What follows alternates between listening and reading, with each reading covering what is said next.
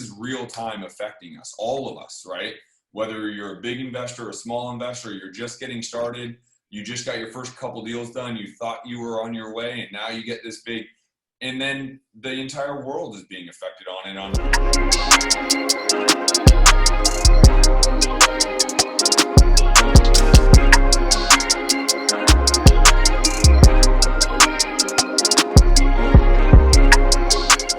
What's up, Science of Flipping? It is Sunday, 4:15 here on the West Coast. I'm in Arizona, and if you guys are watching this live, you will see that I have a very special guest, a close buddy of mine, and a seven-figure virtual wholesaler himself, Mr. Aaron Pimpus. What is up, brother? How are you? What's going on, dude? How are you doing? Dude, I think we're all navigating this real time, I would say, and this is the reason why I wanted to make sure I had you on a call, is to make sure everyone gets as much access to my community, the people I know, the people live doing business as possible. And so important for me to bring on the big boys such as yourself, someone who's really doing deals, really out in the streets, and get their 2 cents of what's going on, dude, and how to navigate these times. Yeah, well, it's crazy what's going on. Obviously, everybody's watching the news, and we recommend spending less than 1 hour on the news a day. That's just like, a side recommendation that I've heard from a lot of people, but I'm sure we've been down a rabbit hole where it's just like, look, you got to get crazy if you watch everything. But it's, what, for us was interesting, you brought that up. So like, you and I have known each other since like literally I started in this business, right? When I joined Boardroom. So 2 years ago. So we've been virtual 100% since then. I'm actually in my office now. Like, right, me and Anthony are cranking up some stuff because we still got deals going on. But for us, there's not a lot of change. Yeah. When you're 100% virtual, right? And we've been that way since literally day one, because I come from medical sales, like private equity. So we always close deals over the phone, and we just kept it that way, my partner and I. But for us, it's actually been less hectic, like less stressful. And I'm sure we're going towards an environment where it's going to be more restrictive. I think tomorrow, Tampa, where I'm at, is going to get shut down, same way as Cali. But for us, it's going to be, look, aside from sending inspectors out there, which is who we use for typically a new inspection, we'll have the homeowners or the tenants take pictures of the properties, et cetera, but the show goes on. Yeah, so who are you using for inspection? So it's pretty much anybody. We actually put an SOP together. Anybody can find an inspector, the caliber that we use. So it's typically $150 per inspection. All you got to do is make 3 calls, send them this like SOP. This is what we want. This is what kind of pictures, how you take them. Can you do it? Yes, no, that's it. Awesome. We went through like 3 of them, but that usually works very well. That's kind of the downside. Well, it's interesting. I think, one of the big things here right now is I think everyone will be going virtual to some extent, right? I think, again, states like California, New York, Washington, I think will be shut down. I think the state of Florida will be shut down soon. Yep. People aren't going to be going face to face. And so I'm trying to get ahead of that, because very similar to you, I do more kind of national PPC. But I've actually been using your service, Launch Control, now for the better part of however long it has been out. And the reason being is because the text message platform allows me to be virtual and get deals done virtually, right? And so I think for me and yourself and probably several others, it's not massively changing our business model, but it's something that, this is why I want to make sure, you're on here giving advice, how you're doing these deals, what you're doing, who's implemented in them. Because for a lot of people, it will be changing their business model, frankly. Yeah. Right? Yeah. Honestly, dude, I think, and I'm going to be brutally honest, my personality, we're probably going to be under a lockdown as a country at one point or another. You and I talked about this like a few days ago, right? At that point, you either pivot and you go virtual, which, actually I'm going to be doing a training with my users later on this week, but you either go virtual, and a lot of people will be scaling down. Look, it's just facts. Like, people have been spending a lot of money on direct mail, pay-per-click, people that have it, we'll continue doing it. That's fine. But many people will try to find that source, and dude, our users would launch skyrocketed because people are looking for the best return, best ROI, lowest cost. And I mean, I don't think we have any users that have over $1,000 cost per deal. And now everybody's at home. Yeah. So all those people, you can't, like, we usually have hours after 4:30, after 4:30 is the best time in text. Everybody's at home. Our returns this past week, I think we locked up 4 or 5 contracts, probably 5, that we never average out that many typically per week. But look, these are locked down legit deals from texting. Yeah. But it like, there's a legitimate reason for it.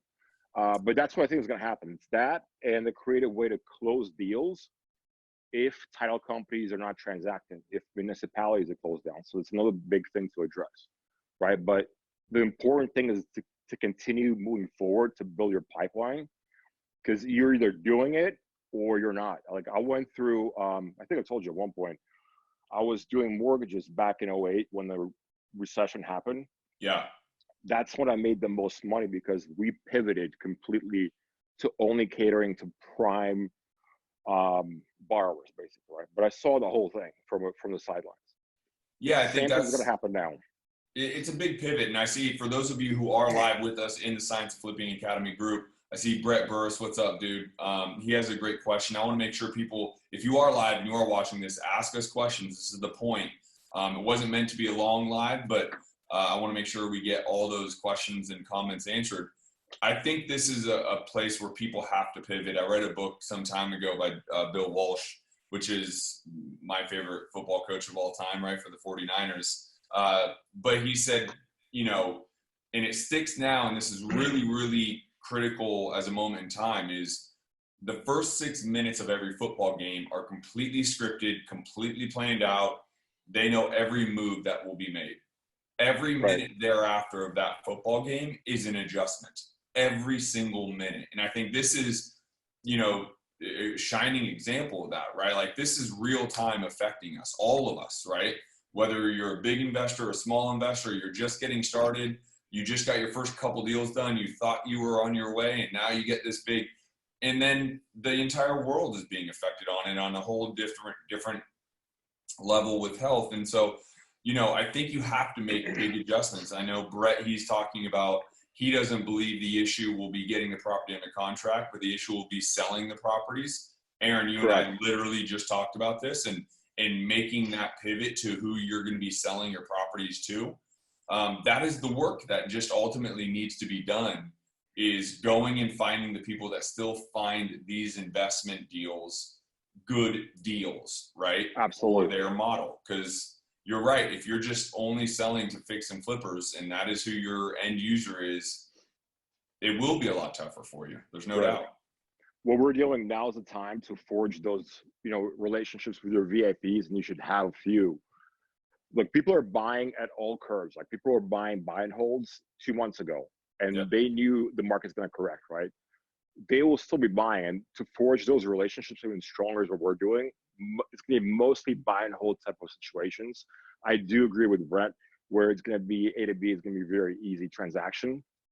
We're seeing that now, literally. We're seeing people that are already somewhat desperate. They were in touch with you for some reason or another, right? Yeah. Now, look, they're out of a job.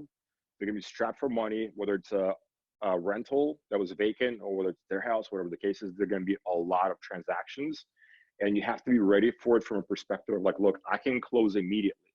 So another thing, what I'm doing is becoming very liquid. I'm literally selling my GTR, which is one of my favorite cars, but it has to go to the point where, look, you're competing with some dude. There's going to be a lot of washout. I think a lot of these part-time wholesalers, like, from a lot of seminars, are going to be gone. No doubt.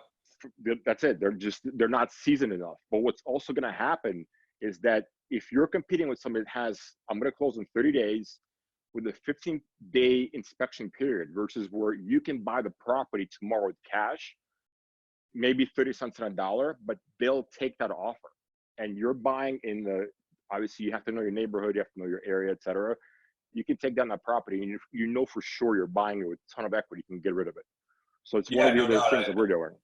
Totally. I think I've been doing a lot of Instagram lives, a lot of Facebook lives. I've really been trying to get in front of this to open up, all my followers to talk about these situations. I mean, I think cash is everything. I think everyone out there needs to look at their P&L as a business model. I think they need to look at their personal P&L. They literally, like, I went through my personal one again this morning, Sunday morning.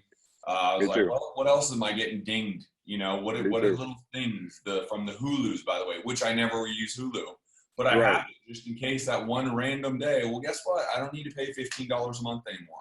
Exactly. So these are the little things that I think, these are the pivots, these are the adjustments that you need to make personally. But then how that translates into your business is because if you are cash strong, it gives you leverage points, right? It gives Absolutely. you the ability to negotiate heavier because instead of the, new wholesaler who's going to want, a 15 or 30-day inspection, you can go in and say, hey, I'll close by Friday, right? Exactly. And But send him I proof need of my funds as price, well. Right. He has no proof you of know? funds, ready to go. Exactly. And so, Um, Juan here is asking, you were just saying the biggest problem is selling properties. I agree. What are some creative ways to get them closed? That's probably a longer training that Aaron, you and I could definitely run into. And maybe, what would maybe be a good idea, dude, is because you've been so successful doing this virtually for the better part of 2 years now. I know you've done, I think even in your first year, I think you did 7 figures or just about that. And I know in the second year, you definitely were over 7 figures. And so you've really been able to do this business virtually from the get. I know in large part is because text messaging has been so valuable for you. And so I actually yeah. think maybe we schedule like a planned live or a planned training where people can we can dive in deeper, because I think some of these questions are really pertinent questions. I think being able to get in front of people and negotiate over the phone, how do you do that, how do you make offers, and what are you saying, and what are the scripts? But then to Kwan's question, well, how do you Yeah. get creative, right? What kind of creative offers are you making? Are you doing subject to in a time like this? May not be the All of best it. Yeah. idea, It's right? a much longer conversation, but yes, I think you have to, like, the short answer. Yeah, 100% open to doing a longer conversation. So shorter answer is you have to fill your pipeline no matter what. This Totally. will pass and you will be there to close whenever it is, right? Yep. But yes, we're doing creative solutions, whether it's an option or whether it's a longer contract without clauses, whatever the case is. But we have at least ways that we can transact no matter what happens to the market. Yep. Even if we can't get rid of it at that point, they will still need money. And you will find somebody at one point that's going to be like, look, I'm looking for a rental. I'm ready to pull a trigger. I feel comfortable enough in the market that I'll take it down as, like, like a Section 8. And that's right. There, to answer directly, there will always be investors that want to be in real estate. I mean, forever and always. Right now, again, how that shifts and changes, but there will be people who have been waiting, literally just waiting for a downturn to Exactly. buy rentals, to buy single-family residentials. They're just on the sidelines right now. So it is up to you to go and find them and how to find them. Again, I think Aaron and I probably could do a couple calls. Why don't we maybe plan on doing a couple other, maybe they're going to be lives, maybe I'll just do it on Zoom. But why don't we plan on doing like 2 or 3 or maybe 4 kind of follow-ups to this virtual model that you've been using, how you're doing it, how you're getting in front of them, how you're still selling deals virtually. I can tell you my buyers are still buying here in Phoenix. They are just letting me know their models changed a little, right? So instead of Right. buying at 85% of ARV, they're buying at 80, 78, 75, right? They just need to have a little more cushion so that they can protect themselves. But they're still buying, right? These people, your fix and flippers, by the way, this is how they live, off of this income. If they just completely stop buying, that means they are out of business. So they may change, they may adjust, but it's up to you to be able to do that. And so I think there's just a lot. I think, I'll tell you, even as of this morning, I know it's Sunday, but I still use launch control 7 days a week right now because I had a text Friday, I think it was, and a seller basically, I re-engaged with the seller and they basically said, are you still able to buy cash and close quick? Because I basically leveraged, hey, I hope you're healthy. I hope you're well. The market is absolutely changing. If anything has changed in your mind about when you wanted to sell, I just want to let you know I'm still here. And their real response was, well, yes, are you still able to close quick and buy cash? Exactly. You just got to stay in front of these people, right? The name of the game is, this is where you need to be in front. You need to be of value. You need to offer value. But there's a technique to it, right? I mean, this is why I think it's a good idea for us to have several follow-up calls with this and trainings, is because there is a technique, right? You can't just go out there and, give 30 cents on the dollar offers. I mean, No, for sure. I know a lot of people, like, look, you and I, our boardroom, but there's a lot of people that I've known from, other groups, et cetera, that tried switching to virtual, right? And they're very successful in their own right as a operator, et cetera. They couldn't do it. It just takes a different mindset.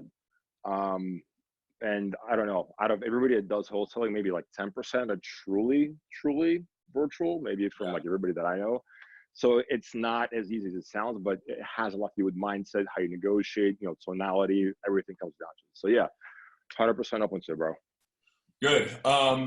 I think you brought up a great point that I just want to maybe end this with. When we're talking about virtual, we are not necessarily talking about going into another market.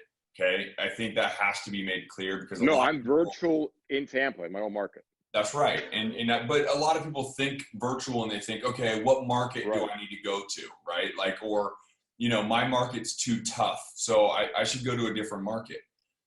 That is not necessarily what we're advising here. It's not what we're saying. It is literally in your own market, in your backyard. There is a way to build your business virtually, where you don't have to sit down with the seller, where you can send the contracts, where you can negotiate over the phone, etc. Right. And so that is more what I think we'll have further training on. Not I think, I know for sure. You just said yes, and I'll let you guys all know when those trainings will be.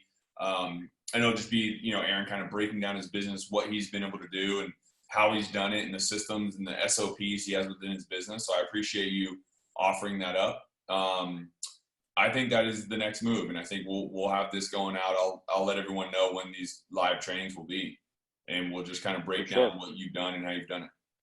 Yeah. I honestly believe that's going to be one of the main ways to survive this, because like, look, at one point or another, you have to take deals down over the phone. That's it, virtually.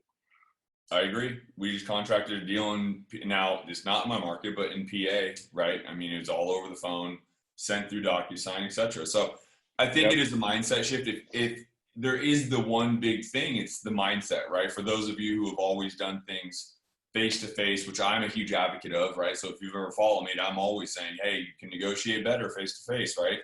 But this is the pivot. You have to get your mind right about this. You have to understand it really isn't difficult. It is different, but it really isn't difficult. You'll be able to do this if you get your mind right. And so that's a big takeaway for sure.